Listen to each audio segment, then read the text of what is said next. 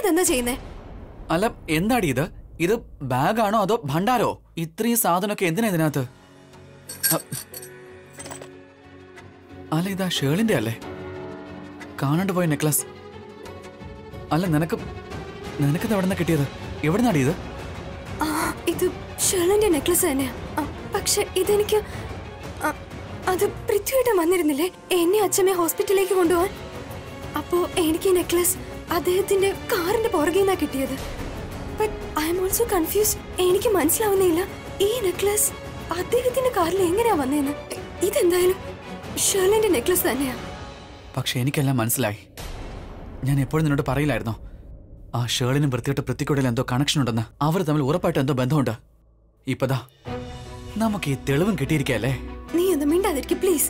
വീണ്ടും തുടങ്ങിയിരിക്കുക കിരൺ. നീ ആക്ച്വലി എന്റെ തന്നെ തെറ്റാ. ഞാൻ നിന്നോട് പറയാൻ പാടില്ലായിരുന്നു എനിക്കിത് പൃഥ്വിയേട്ടന്റെ കാറിൽ നിന്നാ കിട്ടിയെന്ന്. ഞാനിത് പറഞ്ഞത് കൊണ്ട് നോക്ക്, നിനക്ക് അവസരം കിട്ടി അദ്ദേഹത്തെ കുറിച്ച് എന്തെങ്കിലുമൊക്കെ പറയാൻ. ചിലപ്പോ ഇവളുടെ കൂടെ നടക്കുക, ചിലപ്പോ അവളുടെ കൂടെ. നീ പറയുന്ന പോലെ ഒന്നുമല്ല. ഐ നോ ഇപ്പൊ ഈ സംഭവം നടന്നത് കുറച്ച് വിചിത്രമാണെന്ന്. പക്ഷെ ഐ എം ഷുവർ പൃഥ്വിയുടെ പക്കൽ ഇതിന് സോളിഡ് എക്സ്പ്ലനേഷൻ ഉണ്ടാവുന്നു. നന്നായി എന്റെ മോളെ. ഇന്ന് ആദ്യം നിനക്ക് അവനിൽ സംശയം ഉണ്ടായല്ലോ, ഡൗട്ട് ഉണ്ടായിരിക്കല്ലേ? കുറച്ചെങ്കിലും മാറ്റമുണ്ട്. ഇല്ലെങ്കിൽ നീ അവനെ എപ്പോഴും പൊക്കി പറയുമായിരുന്നില്ലേ? Blind trust ചെയ്തോണ്ടിരുന്നേ. അതോ ആ പൊട്ട കുരങ്ങനെ. പക്ഷെ ഈ തെളിവ് ഉറപ്പുള്ളതാ മോളെ. ഞാൻ അങ്ങനെയൊന്നും പറഞ്ഞിട്ടേ ഇല്ല. ഞാൻ എപ്പോഴും പറഞ്ഞ എനിക്ക് ഡൗട്ട് ഉണ്ടെന്ന്. അത് എന്റെ മനസ്സിലൊരു കാര്യം കിടപ്പുണ്ട്. പക്ഷെ അതിനർത്ഥം എനിക്ക് ഡൗട്ട് ഉണ്ടെന്നല്ല. പിന്നെ നീ ഉണ്ടല്ലോ, ആക്ച്വലി ഞാനിത് പൃഥ്വിയേട്ടനോട് അപ്പോഴേ ചോദിക്കേണ്ടതായിരുന്നു ഈ നെക്ലസ് അദ്ദേഹത്തിന്റെ കാലിൽ എങ്ങനെയാ വന്നതെന്ന്. പോട്ടെ, ഞാനത് ഇപ്പൊ തന്നെ ചോദിച്ചു നോക്കാം. നീ ഇപ്പൊ ഇതിനെ പറ്റി ആരോടും ഒന്നും പറയില്ല. ആരോടും, പ്രത്യേകിച്ച് പൃഥ്വിയോട്. നോക്ക്, എത്ര കാത്തിരുന്നിട്ടാ ഇവർക്കെതിരെ ഒരു തെളിവ് കിട്ടിയത് നമുക്ക്. പ്ലീസ് എനിക്കൊന്ന് പ്രൂവ് ചെയ്യാൻ അവസരം എന്താ? അതായത് ഷേർഡിനും പൃഥ്വിയും തമ്മിൽ എന്തോ ഉണ്ടെന്ന്. പ്ലീസ് പ്രീത. ചിലപ്പോ അങ്ങനെയൊന്നും കാണില്ല. അയ്യോ എന്റെ പെണ്ണെ പ്ലീസ്. എടി നിനക്ക് എന്റെ ഫ്രണ്ട്ഷിപ്പ് വിശ്വാസം ഉണ്ടെങ്കിൽ ഞാൻ പറയുന്നൊന്ന് കേക്ക്. Give me chance, some time. ഞാൻ പ്രൂവ് ചെയ്യാം പൃഥ്വിക്കും ഷേർഡിനിടയിൽ എന്തോ നടക്കുന്നുണ്ടെന്ന്. സോ പ്ലീസ് നീ ഇക്കാര്യം ആരോടും പറയാൻ പാടില്ല. നിനക്ക് ഈ നെക്ലസ് പൃഥ്വിയുടെ കാറിൽ നിന്ന് കിട്ടിയെന്ന്. Okay, just give me some time. അല്ല അച്ഛമ്മ എന്തിനാ തനിയെ വരുന്നത്? പ്രീതിയെ വിളിച്ചാൽ പോരായിരുന്നോ? വാ അച്ഛമ്മേ.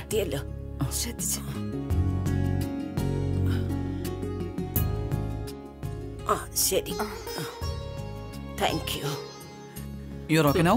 കംഫർട്ടബിൾ. ശരിക്കും ഫൈൻ. എങ്കിൽ ഡോക്ടറെ കുറച്ചു നേരം വിട്ടൂടെ? എന്തിന്? ഇല്ല, എനിക്ക് അച്ഛമ്മയുടെ കൂടെ നിൽക്കണം. എന്തു പറ്റി? എന്റെ തോളിന് പെട്ടെന്നൊരു വേദന അറിയില്ല, വല്ലാത്തൊരു വേദന. നോക്ക്, അവന്റെ തോളിൽ വേദന എടുക്കുന്നു. ഒന്ന് മസാജ് ചെയ്തേക്ക്. അവന് ട്രീറ്റ്മെന്റ് ആവശ്യമാണ്. ഇവന് ട്രീറ്റ്മെന്റിന്റെ ആവശ്യമുണ്ട്.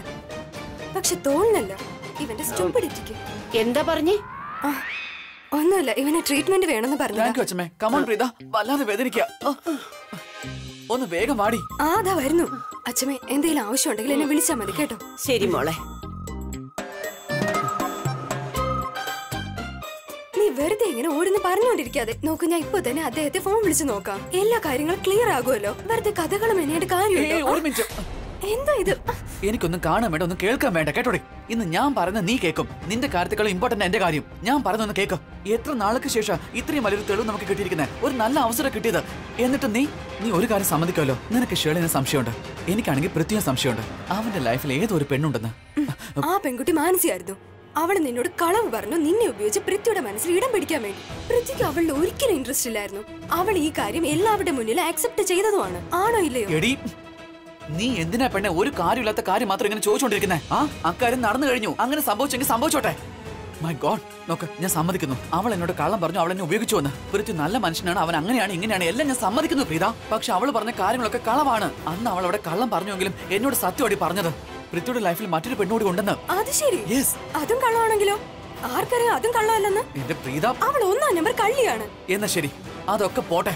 നീ എന്നോട് ഇത് പറയാ, നീ എന്നെ യഥാർത്ഥ ഫ്രണ്ടായിട്ട് കാണുന്നുണ്ടോ ഇല്ലയോ എന്ന്. നിന്റെ നന്മയല്ലാണ്ട് ഞാൻ ഒന്നും ആഗ്രഹിക്കില്ല. നീ നിന്റെ ലൈഫിൽ സന്തോഷിക്കണമെന്ന് മാത്രം ഞാൻ ആഗ്രഹിക്കുന്നത്, അല്ലാണ്ട് ഒന്നുമില്ല. എന്നിട്ട് നീ എന്നെ അന്യനായി കാണുക അല്ലേ? അത് ഞാൻ സമ്മതിക്കാം. നീ ശരിക്കും എന്റെ നല്ലൊരു സുഹൃത്താണ്.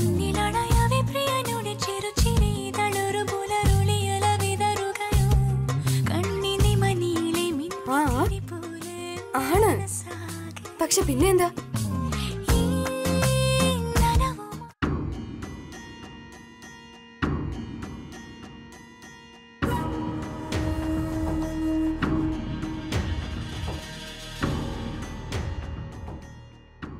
പ്രീതയുടെ മിസ് കോൾ. ഇവളെന്തിനാ എന്നെ കിടന്നിങ്ങനെ വിളിക്കുന്നേ? എന്തായാലും ഒന്ന് വിളിച്ചു നോക്കാം.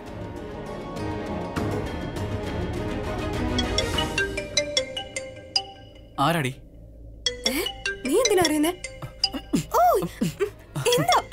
ഒരു മിനിറ്റ്, മിണ്ടി പോരുത്. കൊള്ളാം. ആദ്യം അവൾ എന്നെ ഇങ്ങോട്ട് വിളിച്ചു, ഇപ്പൊ ഞാൻ വിളിക്കുമ്പോ അവൾക്ക് എടുക്കാൻ വയ്യ. നീ ഒന്ന് മര്യാദക്ക് നിൽക്ക, അല്ലെങ്കിൽ ഞാൻ നിന്റെ കൂട്ടായിട്ട് അവസാനിപ്പിക്കും. ഹലോ,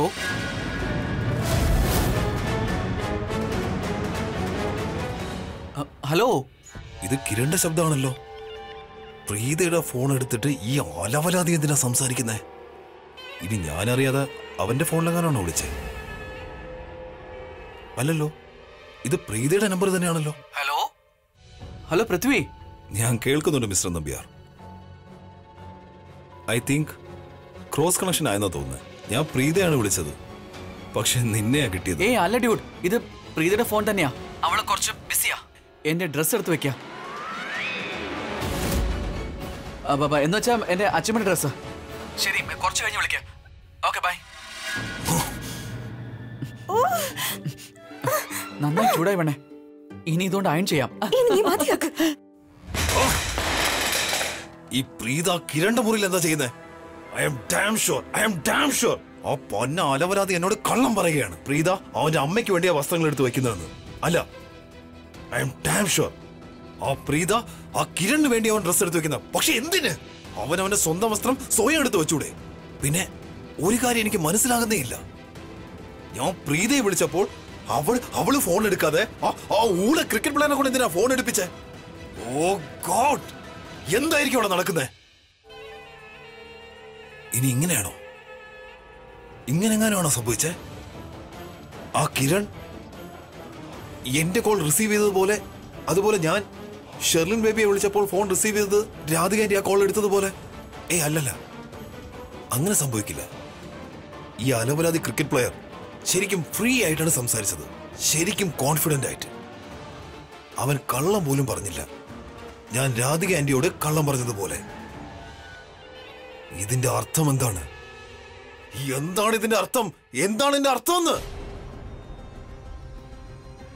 ഇനി എന്തെങ്കിലും സംഭവിച്ചു കാണോ ആ കിരണിന്റെയും പ്രീതയുടെയും ഇടയിൽ? അങ്ങനെ എന്തെങ്കിലും സംഭവിച്ചു കാണോ? അങ്ങനെ ഒരിക്കലും സംഭവിക്കാൻ പാടില്ല.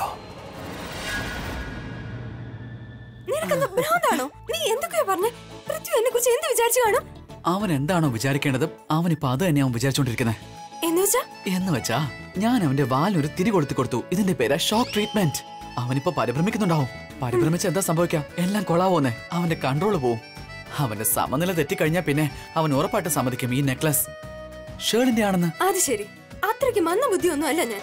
നീ ഇപ്പൊ പൃഥ്വിയോട് സംസാരിച്ചതും ഈ നെക്ലസുമായി യാതൊരു ബന്ധവും ഇല്ല. അതായത് ഞാൻ ചുമ്മാ അവന് ഫോൺ ചെയ്തു അവനെ ബുദ്ധിമുട്ടിക്കാൻ വേണ്ടി. എന്റെ ശരിക്കുള്ള പ്ലാൻ എന്താന്ന് വെച്ചാ, ഞാൻ പോയി ഷേളിനോട് പറയും ഈ നെക്ലസ് എനിക്ക് പൃഥ്വിയുടെ കാറിൽ നിന്ന് കിട്ടിയെന്ന്. യെസ്, അപ്പൊ അവൾക്ക് സമ്മതിച്ചല്ലേ പറ്റൂ പ്രീത. ഈ നെക്ലസ് അവളുടെ ആണെന്ന്, പൃഥ്വിയുടെ കാറിൽ അറിയാണ്ട് വീണുപോയതാണെന്ന്. യെസ്, അങ്ങനെയാ സംഭവിക്കാ. നീ കുറെ നേരം വിഡിതം പറയുന്നു, ഞാൻ കേട്ടോണ്ട് നിൽക്കുന്നു. ഇനി ഞാൻ പറയുന്ന ഒന്ന് കേൾക്ക്. ശരി പോട്ടെ, ഒരു തവണത്തേക്ക് ഞാൻ സമ്മതിക്കുന്നു അവർക്കിടയിൽ എന്തോ ഉണ്ടെന്ന്. എത്ര പൊട്ട ഐഡിയ ആണ് നിന്റേത്. ഇതിൽ നിന്ന് നിനക്ക് സത്യം കണ്ടുപിടിക്കാൻ കഴിയില്ല. ചിലപ്പോ ഈ മാലയുടെ പുറകില് വളരെ സിമ്പിൾ ആയിട്ടുള്ള എന്തെങ്കിലും റീസൺ ആയിരിക്കും ഉണ്ടായിരിക്കുക. Okay, forget that. ഇനി നീ ഷെർലിന്റെ മുന്നിൽ ചെന്നാലും അവളുടെ മാല പൃഥ്വിയുടെ കാറിൽ നിന്ന് കിട്ടിയെന്ന് പറഞ്ഞാലും അവളത് എങ്ങനെ സമ്മതിക്കാനാ? അവൾ ഒരിക്കലും സമ്മതിക്കാനേ പോകുന്നില്ല ഇത് അവളുടെ മാലയാണെന്ന്. കൊള്ളാലോ പ്രീത അറക്കൽ, നീ എന്റെ കൂടെ കൂടി നീ സ്മാർട്ട് ആയല്ലേ. ശരിയാ നീ പറയുന്നേ.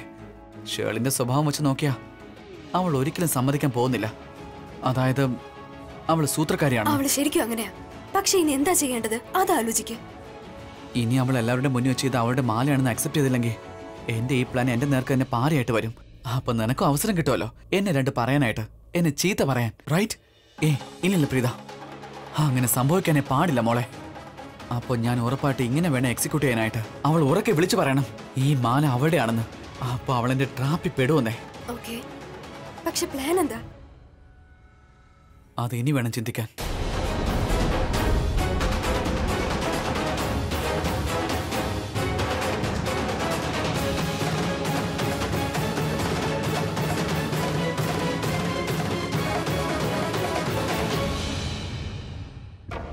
ഏയ് അല്ല ഡ്യൂഡ്, ഇത് പ്രീതയുടെ ഫോൺ തന്നെയാ. അവള് കുറച്ച് ബിസിയാ. എന്റെ ഡ്രസ്സ് എടുത്ത് വെക്കുക. ശരി, കുറച്ച് കഴിഞ്ഞ് വിളിക്കുക. സർ, നല്ലൊരു പ്ലാൻ ഉണ്ടാക്കിയിട്ടുണ്ട്. പ്ലീസ് ഇതൊന്ന് നോക്കിയിട്ട് ഞങ്ങൾക്കൊരു ഫീഡ്ബാക്ക് തരണം സർ.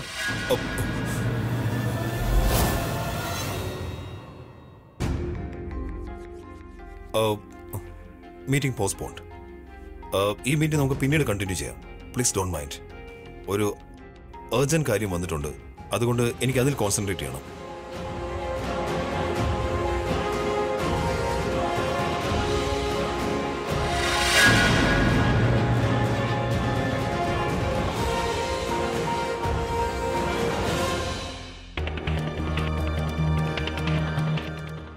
ഇതിലും കാണുന്നില്ല. ഷേളിൻ, നീ സമാധാനായിട്ടിരിക്കും മോളെ. മാല കിട്ടും. സമാധാനായിട്ടിരിക്കെ. ഒരിടത്തും കാണുന്നില്ല അടുത്തി. എല്ലാ ജ്വല്ലറി ബോക്സിലും ഞാൻ നോക്കി. പൊന്നുന്റെ കോൾ. ഇവനീ ആവശ്യമില്ലാത്ത സമയത്ത് എന്തിനാ വിളിക്കുന്നേ? എനിക്ക് എപ്പോഴെങ്കിലും ഇമ്പോർട്ടന്റ് കാര്യം പറയാനുള്ളപ്പോൾ അവൾ ഒരിക്കലും ഫോൺ എടുക്കില്ല. ഞാൻ എല്ലായിടത്തും നോക്കി ഷേളിൻ. ആ മാല ഇവിടെ എങ്ങും കാണാനില്ല. It's obvious. നീ ആ മാല കൊണ്ടുപോയി കളഞ്ഞു. ഇനി നിന്റെ അടുത്ത് അഭിനയൊന്നും ബാക്കിയില്ലല്ലോ. I can't believe you Shelin. ഞാൻ എത്ര സ്നേഹത്തോടെ നിനക്ക് ആ മാല തന്നത്. ഞാൻ എപ്പോഴും വിചാരിച്ചിരുന്നത് നീ ഒരു ഉത്തരവാദിത്തമുള്ള പെൺകുട്ടിയാണെന്നാ. നീ ഇത്ര ഇറസ്പോൺസിബിൾ ആയിരിക്കും ഞാൻ കരുതിയതേ ഇല്ല. ഒരുപാട് ലേറ്റ് ആയിപ്പോയി. പാർട്ടി കഴിഞ്ഞു കാണും. എന്തൊക്കെ പ്ലാൻസ് ആയിരുന്നു എനിക്ക് ഈ പാർട്ടിയെ പറ്റി.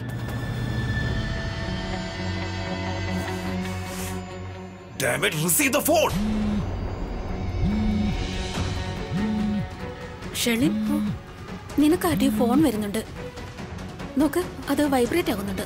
ഒരുപക്ഷെ നിന്റെ അമ്മയായിരിക്കും. നീയാണെങ്കിൽ അമ്മയ്ക്കും ടെൻഷൻ കൊടുത്തിരുന്നല്ലോ. ഫോൺ എനിക്ക് തരൂ. ഞാൻ സംസാരിക്കാം സഞ്ജനയോട്. നീ ഇറസ്പോൺസിബിൾ ആണെന്ന് എനിക്ക് പറയണം. Give me the phone Shelin. Phone തരാൻ.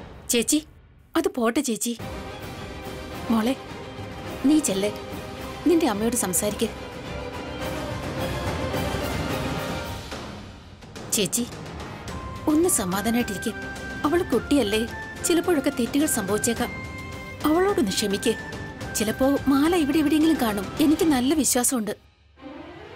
അയ്യോ, എന്താ എന്തിനെങ്ങനെ പിന്നെ പിന്നെ വിളിക്കുന്നേ?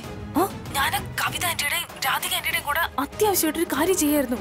ഇപ്പൊ എന്ത് കാര്യം ഉണ്ടായിട്ടാ എന്നോട് അർജന്റ്ലി സംസാരിക്കേണ്ടത്? നീ എന്താ വിചാരിക്കുന്നേ? എനിക്ക് വേറെ ഒരു പണിയില്ലെന്നോ?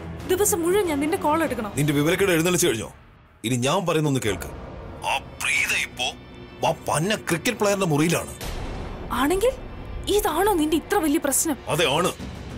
ഞാൻ ആഗ്രഹിക്കുന്നത് നീ ഇപ്പൊ തന്നെ ആ തല്ലിപ്പൊളി ക്രിക്കറ്റ് പ്ലെയറിന്റെ മുറിയിൽ ചെന്നിട്ട് കിരണും പ്രീതയും തമ്മിൽ എന്താണ് നടക്കുന്നതെന്ന് ചെക്ക് ചെയ്യ്. നിനക്ക് വല്ല വട്ടുണ്ടോ? നീ എന്താ വിചാരിക്കുന്നേ? ഞാനിവിടെ കുറ്റാന്വേഷണം നടത്താണെന്നോ? പിന്നെ ആ രണ്ടും എന്തെങ്കിലും കാണിക്കട്ടെ. I don't care. But I care. കാരണം പ്രീത എന്റെ ഫിയാൻസിയാണ്. മനസ്സിലായോ നിനക്ക്? What the hell? What the hell? നിന്റെ ഹൃദയത്തിലെ തേർഡ് ക്ലാസ് പെണ്ണ് ഇത്രയും സ്നേഹം ഉണർത്തിയോ? അത് നീ അവളെ ഫിയാൻസെ എന്ന് വിളിക്കാനായിട്ട് നിനക്ക് എത്ര ധൈര്യം ഉണ്ടായിട്ടാ നീ എന്റെ മുമ്പിൽ നിന്ന് പ്രീതയുള്ള ബന്ധം ഉറപ്പിക്കാൻ നോക്കുന്നേ? മിസ്റ്റർ പൃഥ്വി, നിന്റെ തനി നിറം പുറത്തു വരുന്ന കണ്ടോ? മനസ്സിലുള്ളത് പുറത്തു വന്ന് കഴിഞ്ഞു. നിനക്കറിയാമോ പൃഥ്വി, ഞാൻ നിന്നെ കൊണ്ട് മടുത്തിരിക്കുക. ഇടയ്ക്ക് മനസ്സി ഇപ്പൊ പ്രീത. ഈയിടെ നിന്റെ കണ്ണ് പെണ്ണുങ്ങളുടെ പിന്നാലെ ആണല്ലോ. നമ്മുടെ ലക്ഷ്യത്തിലല്ല നിന്റെ ശ്രദ്ധ. ഞാനൊരു അഡ്വൈസ് തരാം. ഇതെല്ലാം നിർത്തിക്കോ, ഇല്ലെങ്കിൽ നീ നശിച്ച് പണ്ടാരടങ്ങും. നീ എന്താ ശരിക്കും ഭ്രാന്തിയായോ?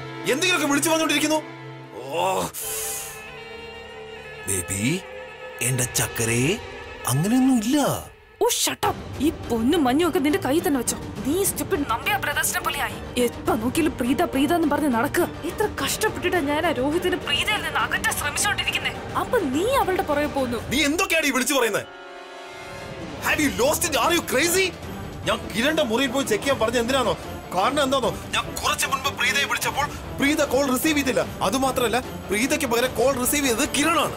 ഞാനും പ്രീതയുമായി എന്ത് ബന്ധമായിക്കോട്ടെ, ഏതു തരത്തിലുള്ളതായിക്കോട്ടെ, whatever, I just know one thing. പൃഥ്വിയെ വഞ്ചിക്കാൻ ഞാൻ ഒരിക്കലും അനുവദിക്കില്ല. നെവർ. ഐ വിഷ് അവളുടെ കിരണിന്റെ അഫയർ നടക്കണമെന്ന്. അറ്റ്ലീസ്റ്റ് നീ എന്റെ കയ്യിൽ നിന്ന് പോയില്ലല്ലോ. പിന്നെ കേട്ടോ, ഞാൻ ചെക്ക് ചെയ്യാനൊന്നും പോകുന്നില്ല. പിന്നെ ഇനി നീ എന്നെ വിളിക്കണ്ട, ബ്ലഡി ചീറ്റ. എടി പൊന്നോ,